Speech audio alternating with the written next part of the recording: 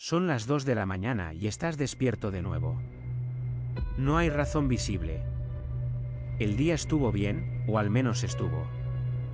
El trabajo funcionó, las personas en tu vida están donde tienen que estar, no pasó nada que justifique esto.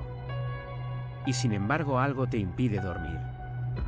Algo que no tiene nombre claro, que no tiene objeto preciso, que está ahí como una energía sin destino, demasiado activa para dejar que el cuerpo descanse, demasiado difusa para poder llamarla por su nombre y hacerla a un lado. Eso es lo que el narrador de Pelea de Gallos siente antes de que Tyler Durden exista. No una crisis, no un derrumbe. Algo más silencioso y más persistente, la sensación de que hay algo adentro que no encontró lugar.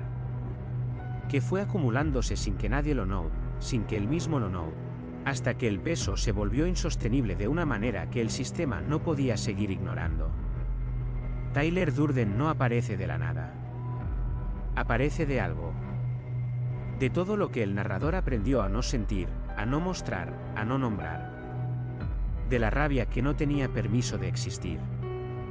De la vitalidad que el mundo ordenado y funcional no tenía espacio para alojar. Tyler es lo que ocurre cuando una parte de uno mismo lleva demasiado tiempo sin ser reconocida. Cuando el sistema finalmente produce, sin que se lo haya pedido, lo que necesitaba y no podía tener de otra manera. Eso no es solo una película. Es una estructura psíquica que tiene mucho más que ver con la vida cotidiana de lo que parece desde afuera, y que merece ser entendida en sus propios términos. Antes de Tyler, el narrador lleva una vida que funciona. Trabaja, tiene un apartamento decorado con precisión, viaja. Existe en el mundo de una manera que nadie podría señalar como problemática. Y sin embargo algo está roto de una manera que no tiene nombre en el vocabulario que maneja. La insomnia es el síntoma visible, pero debajo de la insomnia hay algo más. La completa desconexión de su propia experiencia emocional. Cuando llora en los grupos de apoyo, grupos a los que no pertenece, con enfermedades que no tiene, no llora por los demás, llora porque es el único lugar donde algo genuino puede salir. Porque en el resto de su vida aprendió también a funcionar sin sentir que el sistema necesita un contexto de permiso explícito para dejar que algo emerja. Los grupos de apoyo son ese permiso.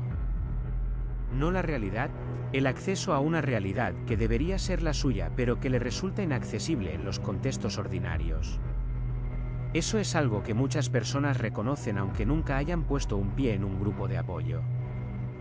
La experiencia de estar completamente presentes en lo funcional y completamente ausentes en lo emocional.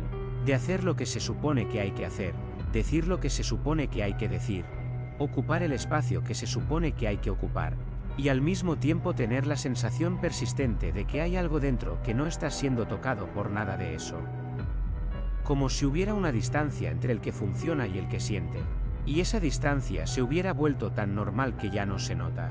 La película muestra eso con una precisión que pocas obras culturales alcanzan. La disociación no como fenómeno clínico dramático, sino como el resultado ordinario de años de aprender a no estar en contacto con ciertas partes de uno mismo. El narrador no está loco. Está exhausto de una manera muy específica.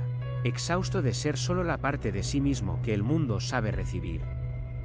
Hay una pregunta que emerge de ese agotamiento, no formulada verbalmente, operando por debajo de la conciencia, que es la pregunta central de la película y de este episodio. ¿Qué pasa con todo lo que no encontró lugar? ¿A dónde va la rabia que no se expresó, la vitalidad que se reprimió, la necesidad de algo más que no tuvo nombre? La respuesta de la película es radical, va a algún lado. Siempre va a algún lado. Y a veces el lugar al que va no es el que hubiéramos elegido si hubiéramos tenido opciones. Si algo de esto resuena, si conoces esa distancia entre el que funciona y el que siente, si hay una fatiga que no corresponde a ninguna razón visible, si la vida que tenés es objetivamente correcta y sin embargo algo no cierra, no estás describiendo un problema tuyo, estás describiendo algo que tiene una lógica, una historia y una manera de entenderse. La rabia que Tyler Durden encarna no es nueva cuando aparece. Tiene historia. Tiene capas. Y entender de dónde viene esa rabia, por qué no encontró lugar antes, ¿Por qué necesitó crear una figura separada para poder existir? Requiere entender algo sobre cómo el sistema psíquico maneja las emociones que el entorno no sabe recibir. Bessel van der Kolk, cuyo trabajo sobre el trauma y la experiencia corporal es uno de los más importantes del campo, propone algo que es fundamental para entender la dinámica de la película. El cuerpo lleva la cuenta de todo lo que la mente decidió no procesar. Cuando una emoción, rabia, miedo, vergüenza, dolor, no puede ser expresada o integrada en el momento en que ocurre, no desaparece. Se almacena. En la tensión muscular, en los patrones de respiración, en la manera en que el sistema nervioso calibra qué es seguro y qué no. El cuerpo sabe lo que la mente eligió no saber. Para el narrador, ese almacenamiento tiene décadas. Creció en un contexto donde ciertas emociones, específicamente la rabia, la necesidad, la vitalidad desordenada, no tenían lugar. No necesariamente por crueldad explícita, a veces simplemente porque el entorno valoraba el orden, la funcionalidad, la competencia sobre la expresión emocional. Porque había modelos que mostraban cómo ser útil y eficiente, pero no modelos que mostraran cómo estar completamente presente en la propia experiencia. Porque aprender a no sentir cierta cosa era la manera más eficiente de funcionar en ese entorno. El resultado de ese aprendizaje es exactamente lo que la película muestra en su primera mitad. Alguien que funciona perfectamente y que simultáneamente no está en ningún lugar de verdad. La disociación entre el que actúa y el que experimenta se fue instalando tan gradualmente que en algún punto se volvió el estado normal. No como decisión consciente sino como adaptación al entorno, una adaptación que funcionó, que tenía sentido, que tenía un costo que no era visible mientras el entorno que la requería seguía siendo el único entorno disponible. Tyler aparece cuando ese costo ya no puede ser ignorado. Y lo que Tyler representa, la rabia directa, la vitalidad desordenada, la disposición a romper las reglas del mundo ordenado que el narrador construyó, no es el opuesto del narrador. Es la parte del narrador que nunca tuvo permiso de existir. La parte que el sistema psíquico mantuvo separada porque integrarla habría sido demasiado costoso en el contexto en que se formó. Eso es lo que la psicología llama disociación. No la ruptura dramática de la identidad que las películas frecuentemente muestran, sino la separación funcional entre partes de uno mismo que el sistema mantuvo separadas por razones que tenían sentido en algún momento y que dejaron de tenerlo en algún punto del camino. Tyler no es una invención. Es un retorno de todo lo que fue separado durante demasiado tiempo. El patrón que la película escala hasta sus extremos dramáticos tiene versiones cotidianas que no producen clubs de pelea ni alter egos con nombre propio. Pero tienen la misma lógica subyacente, la misma dinámica de lo que ocurre cuando partes de uno mismo llevan demasiado tiempo sin ser reconocidas. La primera versión cotidiana es la explosión desproporcionada. La persona que funciona con gran control emocional en la mayoría de los contextos y que de repente, ante algo relativamente menor, reacciona con una intensidad que no corresponde a lo que ocurrió, no porque sea inestable, porque el sistema que lleva tiempo almacenando lo que no procesó finalmente encontró una grieta por donde liberar presión. La explosión no es sobre lo que parece ser sobre. Es sobre todo lo que se acumuló antes. La segunda versión es el sabotaje silencioso. La persona que conscientemente quiere una cosa y consistentemente hace lo que impide tenerla. Que quiere intimidad pero produce distancia. Que quiere estabilidad pero genera conflicto. Que quiere avanzar pero encuentra la manera de bloquearse. Vista desde afuera, esa persona parece contradictoria o autodestructiva. Vista desde adentro, hay frecuentemente la misma confusión, no entiendo por qué hago esto, no es lo que quiero, y sin embargo lo sigo haciendo. La tercera versión, quizás la más parecida a la dinámica de la película, es la identificación con figuras que encarnan lo que uno mismo no puede encarnar. El fan que proyecta en el personaje violento lo que en su propia vida no tiene espacio. El que se fascina con la transgresión sin poder transgredirse. El que admira en otro exactamente lo que en sí mismo mantiene suprimido. Esa fascinación no es patológica en sí misma, es información. Dice algo sobre lo que está siendo contenido y busca una forma de existir aunque sea vicariamente. En todos esos casos, la dinámica es la misma. Algo que no encontró lugar en el sistema consciente sigue existiendo por debajo de él, buscando expresión a través de los canales disponibles. Y los canales disponibles no siempre son los que se hubieran elegido. El sistema no pregunta si el canal es conveniente, usa lo que encuentra. El costo de ese patrón no es solo el daño que produce en los momentos de explosión o sabotaje, es el costo de mantenimiento, la energía que requiere sostener la separación entre lo que se muestra y lo que existe.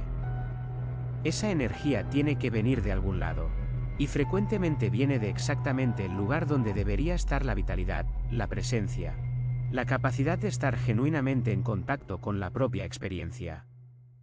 Tyler no destruye al narrador. Lo que destruye es la estructura que mantenía esa separación, y aunque la película lo muestra como catástrofe, y en muchos sentidos lo es, también hay algo en esa destrucción que es necesario para que algo más honesto pueda existir en su lugar. Lo que cambia cuando se entiende la dinámica de Tyler no es que la parte separada desaparezca. Es que deja de necesitar una figura externa, un alter ego, una explosión, un sabotaje, para poder existir. Cuando se la reconoce directamente, cuando se le da espacio dentro de la propia experiencia consciente, pierde la urgencia que produce precisamente porque lleva tiempo sin ser reconocida. Eso no es simple. La rabia que no encontró lugar durante años no se integra en una conversación. La vitalidad que fue reprimida no se libera con una decisión. El proceso de reconocer y dar espacio a las partes de uno mismo que estuvieron separadas es gradual, frecuentemente incómodo, y requiere el tipo de acompañamiento que este proceso genuinamente merece. Pero hay algo que puede cambiar antes de que el proceso esté completo: la relación con las señales. Las señales que el sistema manda cuando algo no está siendo reconocido, la insomnia, la explosión desproporcionada, la fascinación con ciertos personajes o historias, el sabotaje que ocurre exactamente cuando más conviene avanzar, pueden empezar a ser leídas como información en lugar de como síntomas a suprimir. No como problemas a eliminar, sino como comunicaciones de algo que pide atención. Van der Kolk propone algo que tiene mucho peso práctico: que el primer paso para integrar lo que está separado no es entender intelectualmente por qué está separado, sino aprender a notar lo que el cuerpo hace cuando esas partes se activan.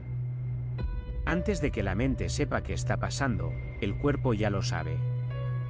La tensión en los hombros, el cambio en la respiración, la aceleración del corazón que aparece antes de que haya un pensamiento que la explique. Aprender a leer esas señales corporales como información sobre el estado interno, en lugar de ignorarlas hasta que se vuelvan lo suficientemente intensas para no poder ignorarse, es una de las maneras más directas de empezar a hacer contacto con lo que está separado. La escena final de Pelea de Gallos, el narrador enfrentando a Tyler, reconociendo que Tyler es el mismo, eligiendo integrar en lugar de seguir separado, es cinematográficamente extrema. Pero la lógica que representa no lo es. En algún nivel, en algún momento, la mayoría de las personas tiene que enfrentar la versión de sí mismas que mantuvo separada. No con violencia, no con destrucción. Con el reconocimiento de que esa parte existió siempre, que tenía razones para estar ahí, y que integrarla no requiere ni suprimirla ni dejar que tome el control, sino darle un lugar que no requiera que busque uno por su cuenta. Tyler Durden es el nombre que la película le da a eso. Cada persona tiene el suyo. La pregunta no es si existe, la pregunta es si se le va a dar espacio antes de que encuentre la manera de tomárselo. Lo que cambia cuando se entiende la dinámica de Tyler no es que la parte separada desaparezca. Es que deja de necesitar una figura externa, un alter ego, una explosión, un sabotaje, para poder existir. Cuando se la reconoce directamente, cuando se le da espacio dentro de la propia experiencia consciente, pierde la urgencia que produce precisamente porque lleva tiempo sin ser reconocida. Eso no es simple. La rabia que no encontró lugar durante años no se integra en una conversación. La vitalidad que fue reprimida no se libera con una decisión. El proceso de reconocer y dar espacio a las partes de uno mismo que estuvieron separadas es gradual, frecuentemente incómodo, y requiere el tipo de acompañamiento que este proceso genuinamente merece. Pero hay algo que puede cambiar antes de que el proceso esté completo: la relación con las señales. Las señales que el sistema manda cuando algo no está siendo reconocido: la insomnia, la explosión desproporcionada, la fascinación con ciertos personajes o historias, el sabotaje que ocurre exactamente cuando más conviene avanzar, pueden empezar a ser leídas como información en lugar de como síntomas a suprimir. No como problemas a eliminar, sino como comunicaciones de algo que pide atención.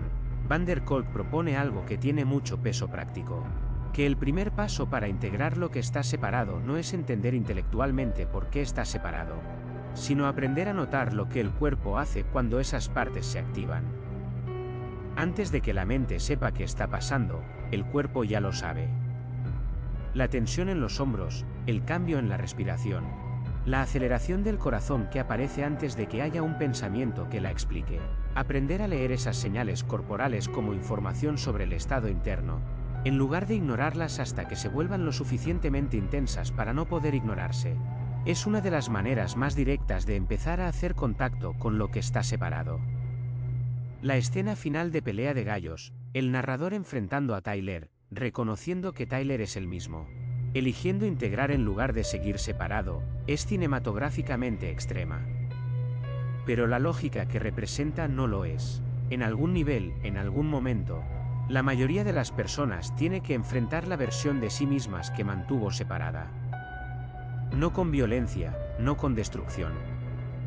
Con el reconocimiento de que esa parte existió siempre, que tenía